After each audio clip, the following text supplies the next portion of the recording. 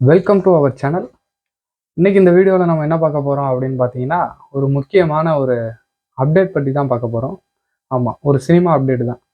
நாம் பெரிதும் எதிர்பார்த்துட்டு இருந்த ஒரு கூட்டணி சேர்றதுக்கான ஒரு வாய்ப்பு உருவாக்கியிருக்காங்க. அதை அந்த டைரக்டரே ஒரு இன்டர்வியூவில் சொல்லியிருக்காரு. அதை நீங்கள் பாருங்கள். எனக்கு அவர் கூட வேலை செய்யணும்னு ஆசை இருக்கு.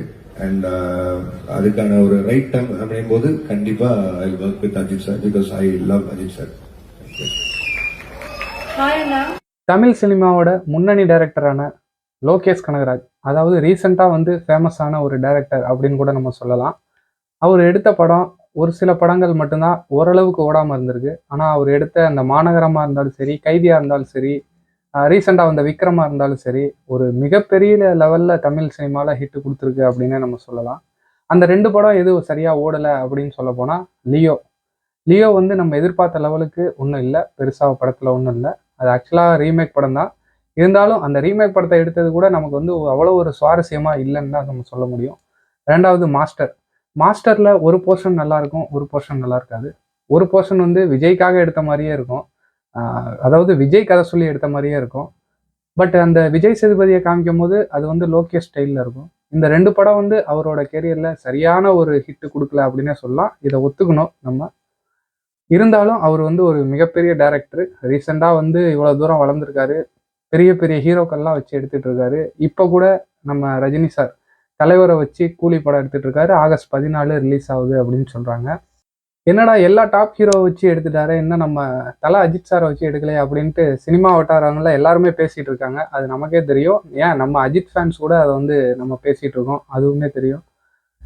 அதுக்கான டைம் வந்துருச்சு அப்படின்னே நம்ம சொல்லலாம். அஜித் அண்ட் விஜய், ஓகே, விஜய்க்கு 2 படம் பண்ணிட்டீங்க. அப்ப நீங்க எழுதுற ஏதாவது ஒரு கதையில இதை அஜித் நடிச்சா நல்லா இருக்கும், அவருக்கு இந்த கதை பொருந்தும் அப்படின்னு ஏதாவது உங்ககிட்ட கதை இருக்கா? இல்ல அப்படியான ஒரு அப்ரோச் வரைக்கும் நடந்துச்சா? இப்பதான் இந்த டாக்ஸ் ஆரம்பிச்சுங்க சார். கொஞ்சம் ரீசெண்டா ஒரு 10 months முன்னாடி ஸ்டார்ட் டாக்கிங்.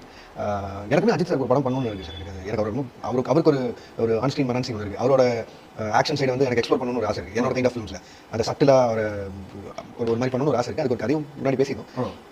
அகைன் இப்போ சாரோட இன்ட்ரெஸ்ட் இதில் இருக்குல்ல, அவர் கம்ப்ளீட்லி டு ரேசிங் இருக்காரு. I am also busy with my projects. So once அது செட் ஆகும்போது I think that will be fun. எப்படி சார் பண்ணாமல் இருக்கு?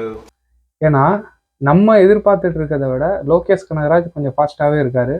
ஏன்னா தமிழ் சினிமாவில் ஒரு 15 படம் எடுத்ததுக்கப்புறம் நான் விலகிடுவேன் அப்படின்னு சொன்ன ஒரு மனுஷன் இன்ன வரைக்கும் எல்லா டாப் ஹீரோவையும் வச்சு எடுத்தவர் இன்னும் ஒரு ஹீரோவை மட்டும் மிஸ் பண்ணுறாரு அப்படின்னு ஒரு வருத்தம் கூட இருந்துச்சு.